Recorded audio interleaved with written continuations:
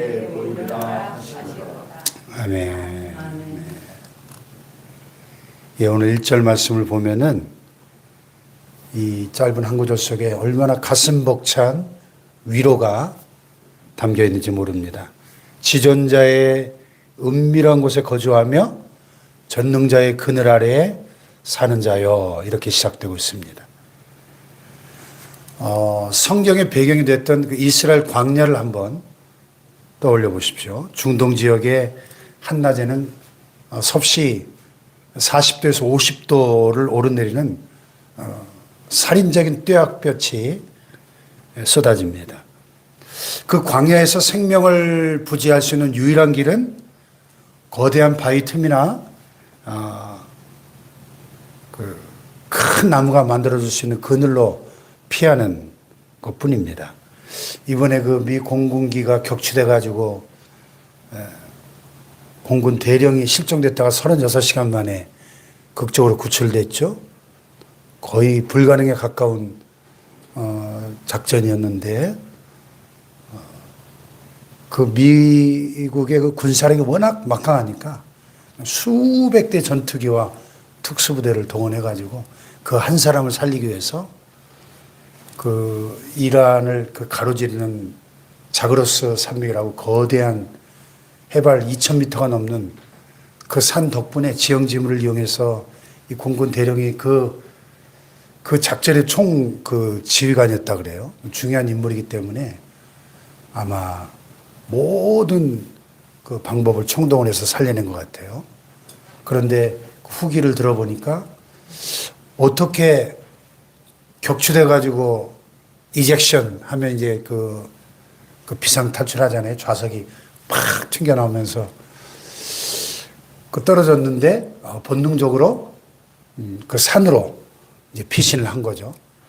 근데 방금 말씀드린 것처럼 낮에는 벌써 일하는 사막 지역이기 때문에 섭씨 40, 50도를 오르내리는 사람이 견딜 수가 없어요. 그런데 어떻게 살아남았을까? 그 바위 틈에 숨어가지고 낮에는 그냥 숨을 죽이고 있었던 거죠. 이란군들이 거의 한 3km까지 접근했었다고 하는데 어쨌든 예. 그러니까 이 중동 지방에서 그늘은 단순하게 땀을 식히는 시원한 정도가 아니라 죽음의 열기로부터 나를 보호해주는 절대적인 생명의 보호막인 거죠. 생명의 보호막. 여기서 지존자의 은밀한 곳, 전능자의 그늘 아래라는 이 표현이 그런 배경을 우리가 염두에 두고 읽어야 되는 표현인 거죠. 여기 지존자, 엘리온이라는 히브리어는 모든 세상의 것들을 압도하시는 가장 높으신 하나님, The Most High, 영어에 보면 대문자로 The Most High, 가장 높으신 분. 할렐루야. 또 전능자는요, 샤다이, 예, 전능자, 말 그대로 능력의 하나님이시죠. 어머니 가슴처럼 우리를 넉넉하게 품어 먹이시고 입히시는 능력의 하나님을 의미합니다. 그러니까 그 크고 강하신 하나님의 그늘 아래 들어간다는 것이 얼마나 든든한 일인가 하는 것입니다. 근데 1절을 자세히 보시면요, 그 지존자의 은밀한 곳에 그냥 어쩌다 한번 방문하는 정도가 아니라 거기 아예 거주하고 전능자의 그늘 아래 사는 자요 그랬거든요. 아멘. 아멘.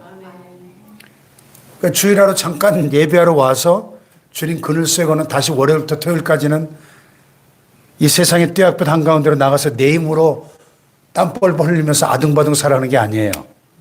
아예 그 지존자의 은밀한 곳에다가 말뚝을 콱 박아놓고 전능자의 그늘 아래에 내 삶의 영적 주소지를 콱 박아두고 살아가는 거예요.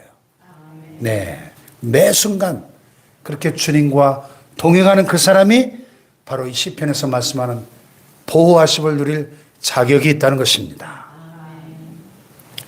요즘 세상 참 무섭잖아요. 그래서 사람들이 많은 방패들과 보호 장치들을 만들어 놓고 살아갑니다. 아파트마다 한번 들어가려면 뭐 교도소 들어가는 것보다 힘들어요. 비밀번호를 막 몇 개씩 눌러야 되고 지분 누르고 철통반을 자랑합니다. 혹시 모를 질병이나 사고에 대비해서 온갖 종류의 보험을 다 들어놓습니다. 또 은행 통장에 잔고가 좀 두둑하게 쌓여 있어야 마음이 좀 든든하죠. 또 자식들이 번듯한 직장에 들어가 있어야 마음이 놓이는 게 우리 인생입니다. 근데 여러분, 과연 그런 인간들이 만들어 놓은 방패들이나 장치들이 우리 인생에 불어닥치는 진짜 위기, 그 깊은 밤의 공포와 낮에 날아드는 화살을 막아줄 수 있을까요? 여기 3절에 보면 이는 그가 너를 새 사냥꾼의 올무에서와 심한 전염병에서 건지실 것이미로다 그랬어요. 네. 또 4절에 보면 그가 너를 그의 깃으로 덮으시리니 네가 그의 날개 아래 피하리로다. 그의 진실함은 방패와 손방패가 되시나니 그랬습니다. 예, 마치 암탉이 그 따뜻하고 튼튼한 날개로 새끼 병아리들 다 품어서 보호하는 것처럼 전능하신 하나님께서 우리를 품어주신다는 거예요. 예. 세상의 방패는 결정적인 순간에 뚫리고 부서지지만은 하나님의 진실하심은 결코 뚫리지 않는 우리 영원한 방패와 손방패가 되시는 줄로 믿습니다. 네. 여러분 지금 무엇으로 나의 피난처를 삼고 계신가요? 썩어 없어질 세상의 금은보화나 권력이 아니고 오직 지존하신 하나님, 전능하신 하나님만을 나의 피난처요 요새라고 이 시편 기자처럼 고백할 수 있기를 주님의 이름으로 축복합니다. 나는 여호와를 향하여 말하기를 그는 나의 피난처요 나의 요새요 내가 의뢰하는 하나님이라. 아멘. 우리가 신앙생활하면서 종종 착각하는 것이 하나 있는데 예수님 잘 믿고 기도 많이 하면 내 인생에는 고난도 없고 질병도 없고 실패도 없을 것이다. 근데 이건 큰 오해입니다. 자, 여기 15절 한번 볼까요? 15절 시작. 그가 내게 간구하리니 내가 그에게 응답하리라. 그들이 환난 당할 때 내가 그와 함께하여 그를 건지고 영화롭게 하리라. 아멘. 하나님은 너희가 내 날개 아래에 있으면 절대 환난을 당하지 않을 것이다. 이렇게 말씀하지 않으셨습니다. 여기 뭐라 그랬어요? 그들이 환난 당할 때에 내가 그와 함께하여 그를 건지고 영화롭게 하리라. 이렇게 약속하십니다. 아멘. 네. 그 마귀가 광야에서 예수님을 3번 시험할 때 예수님을 예루살렘 성전 꼭대기에다 세워놓고 뭐라 그랬어요? 이 시편 91편 말씀을 직접 인용했어요. 6절 말씀을. 야, 성경이 그랬잖아. 너 6절이 아니라 11절이네요. 그가 너를 위하여 그의 천사들을 명령하사 내 모든 길에서 너를 지키게 하심이라. 그들의 손으로 너를 붙들어 발이 돌에 부딪히 아니하게 하리로다. 이 시편 91편 11절 12절을 정확하게 인용하면서 뛰어내려봐. 그러면 그 많은 사람들이 성전에 드나든 그 많은 사람들이 너의 그 모습을 보면서 너는 슈퍼스타가 될 거 아니야. 그 뭐 힘들게 십자가를 질 필요도 없잖아. 그런 유혹이거든요. 네. 마귀가 우리보다 성경을 더 잘 알아요. 이 깊이 숨어있는 시편 91편 말씀을 그냥 쫙 암송해가지고 인용하면서 예수님을 유혹하잖아요. 네. 뭐 굳이 십자가를 질 필요가 있느냐. 고난 자체를 피하는 것이 뭐 진짜 능력인 것처럼 속인 거죠. 그러나 우리 주님은 십자가의 고난을 피하지 않으시고 묵묵히 걸어가셨습니다. 우리 삶에도 때때로 원치 않는 질병이 찾아오고 재정의 위기가 오고 또 자식 문제로 눈물 지을 때도 있습니다. 근데 세상 사람들과 우리 믿는 사람들의 결정적인 차이가 뭐예요? 고난의 터널을 지날 때 우리는 결코 혼자가 아니라는 사실입니다. 우리를 눈동자처럼 아끼신 하나님께서 내 곁에서 내 손을 붙들고 그 어두운 터널을 함께 걸어가고 계신다는 것을 믿으시기 바랍니다. 아멘. 할렐루야. 아멘. 네. 오늘 그 생명사 묵상에서 해보니까 안요한 목사님이 글이 나와 있어요. 안요한 목사님 그 세빈 맹인교회 후천성 그 맹인이 되셔가지고 자살을 하다가 하나님 만나가지고 맹인들을 위한 목회를 평생 하시는 유명하신 분이죠. 무릎을 탁 치게 만드는 기가 막힌 비유가 나와요. 사람들이 극심한 고난을 겪으면 두 부류로 확연하게 갈라지는데 운명론에 빠지는 사람과 하나님의 섭리를 믿는 사람의 그 태도가 확연하게 갈라진다는 거예요. 세상 사람들은 큰 고난이나 위기를 만나면 어떻게 합니까? 아이고 내 팔자야. 내 팔자 그렇지 뭐. 운명론에 빠져버리잖아요. 예. 근데 이 안요한 목사님 운명론자는 마치 물고기에 비유하는데요. 운명론자들은 죽은 잉어와 같다는 거예요. 잉어가 몸집은 큰데 죽으면 어떻게 돼요? 배를 하늘로 드러내고 둥둥 물에 떠가지고 바람 따라 물결 따라 그냥 떠내려가잖아요. 죽은 잉어는. 그런데 우리 하나님의 섭리를 믿는 사람들은 살아있는 모래무지와 같다. 모래무지 아시죠? 모래무지는 몸집이 작지만 이 모래속을 이렇게 파고 다니는 꼭 모래 색깔처럼 생겨가지고 거의 안 보이는 모래무지.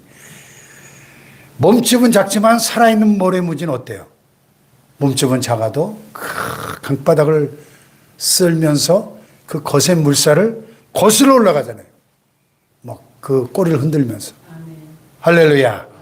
하나님의 섭리를 믿는 하나님의 백성들은 살아있는 모래무지와 같은 승리자라는 것입니다. 아멘. 여러분은 죽은 잉어입니까? 살아있는 모래무지입니까? 이스라엘 백성들이 나라가 망해서 바벨론의 포로로 끌려갔던 그 절망적인 상황 속에서도 하나님의 섭리를 믿었던 믿음의 선진들은 체념하지 않고 절망하지 않고 하나님께 부르짖어 기도하면서 새로운 민족 회복의 환상을 보았습니다. 아멘. 할렐루야. 아멘. 여러분 오늘 하루를 살아가실 때 우리를 덮쳐오는 세상의 그 거센 물결 앞에서 운명론자들처럼 체념하며 떠내려가지 마시고 우리 하나님의 생명이 우리 안에 살아 숨쉬는 살아있는 모래무지들처럼 세상의 거센 물결을 거슬러 올라가는 믿음의 사람들 되시길 축복합니다. 네. 이 시편 91편이 그 코로나 한창일 때 어떤 분이 이 말씀을 탁 보내주는데 딱 코로나와 같은 그런 세계적인 위기에 딱 맞는 말씀이더라고요. 그죠? 이는 그가 너를 새사냥꾼의 울면서와 심한 전염병에서 너를 건지실 것이미로다. 너는 밤에 찾아오는 공포와 낮에 날아드는 화살과 어두울 때 퍼지는 전염병과 밝을 때 닥쳐오는 재앙을 두려워하지 아니하리로다. 할렐루야. 아멘. 그렇죠. 지존자의 은밀한 곳에 거주하고 전능자의 그늘 아래 살아가는 사람은 어떤 혼란 속에서도 두려움 없이 나를 환난에서 건지시는 주님을 찬양하며 승리하게 될 줄로 믿습니다. 기도하십시다.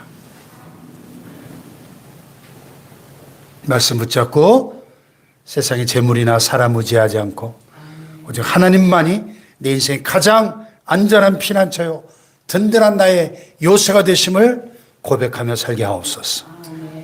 혹시 지금 겪고 있는 육신의 질병이나 또 삶의 고난 가운데 좌절하지 않게 하시고 환난 당할 때 내가 너와 함께하리라, 내가 너를 건지리라, 내가 나를 영화롭게 하리라 주님 약속 붙잡고 기도하여 승리하게 하여 주옵소서.